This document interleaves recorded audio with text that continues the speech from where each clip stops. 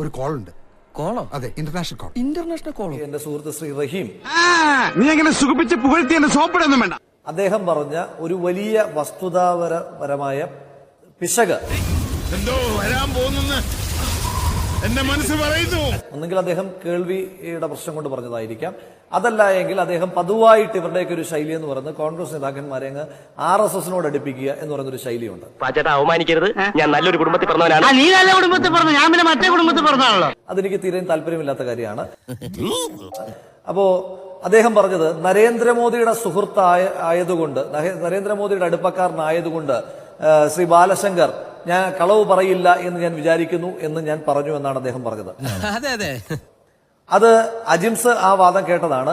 ഞാൻ അങ്ങനെ ഒരു സ്റ്റേറ്റ്മെന്റ് നടത്തിയിട്ടുണ്ട് എങ്കിൽ ഈ നിമിഷം ഞാൻ പൊതുപ്രവർത്തനം അവസാനിപ്പിക്കാം. റഹീം ആ വെല്ലുവിളി ഏറ്റെടുക്കാൻ തയ്യാറുണ്ടോ? ഇനി ഇവിടെ നിന്നാൽ എന്റെ പണി പോവും. ഇവിടെ ഒരു ചർച്ചയിൽ വന്നിരുന്ന് റഹീം പഴയ ഒരു കാര്യത്തിൽ കളവ് പറഞ്ഞോളൂ.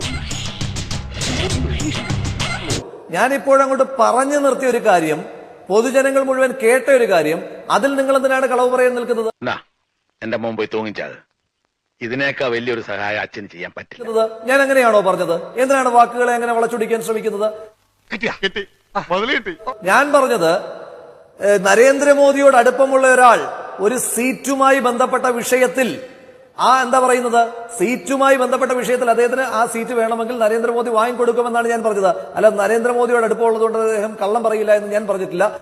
പറയാതിരിക്കാൻ പറ്റില്ല കേട്ടോ, നിങ്ങൾ പാരമ്പര്യമായിട്ട് പൊട്ടന്മാരല്ലേ. അതുകൊണ്ട് റഹീം അത് പിൻവലിക്കുമെന്നാണ് ഞാൻ വിചാരിക്കുന്നത്, അബദ്ധമാണ് എങ്കിൽ.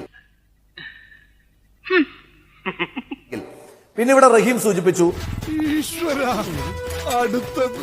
ആറന്മുളയിലെ സ്ഥാനാർത്ഥി, ആദ്യം താങ്കൾ ചോദിച്ചപ്പോൾ പറഞ്ഞു ആറന്മുളയിലെ സ്ഥാനാർത്ഥി CPM-ന്റെ സ്ഥാനാർത്ഥി അല്ല, ആറന്മുളയിലെ BJP സ്ഥാനാർത്ഥിയായ ശ്രീ ബിജു മാത്യു, അദ്ദേഹം CPM സ്ഥാനാർത്ഥി ആയിരുന്നില്ല എന്ന് അദ്ദേഹം ആദ്യം പറഞ്ഞു. രണ്ടാമത് പറഞ്ഞു എനിക്കറിയില്ല എന്ന് പറഞ്ഞു. വണ്ടി എടുക്കട്ടെ മോളെ. അറിയില്ല എന്ന് പറയുമ്പോൾ നിങ്ങളുടെ ക്യാമറാമാനോട് പറയുക ഇതൊന്ന് സൂം ചെയ്യാൻ. ഞാൻ അദ്ദേഹത്തിന് അതിന്റെ പോസ്റ്റർ അയച്ചു കൊടുക്കുകയാണ്. നീ അറിഞ്ഞ ഞാൻ പെട്ടു. റഹീം തന്നെ പറഞ്ഞ വാദകമുണ്ട്.